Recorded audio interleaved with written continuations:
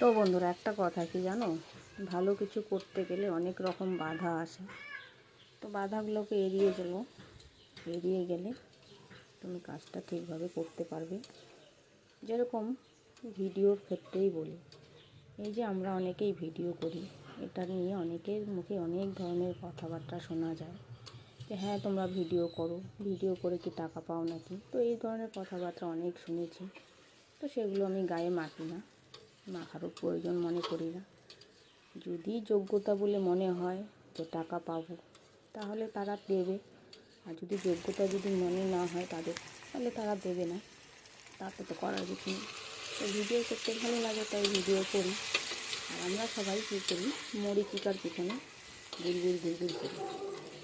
আসল জায়গাটায় আমরা পৌঁছতেই পারিনি। তাই আমরা সেই মূল্যটা কোথায় পাবো? আমাদের ভিডিওতে না আছে ভিউজ, না আছে ইনকাম, কোনো কিছুই নেই, তাও আমরা করি। সব ভিডিও করতে ভালো লাগে, তাই আমরা ভিডিও করি। অনেকের হয়তো মনে হয় যে হ্যাঁ খাই, কোনো কাজ নেই বাড়িতে, তাই সারাদিন ভরে উঠলেই পড়ে বেড়ায়।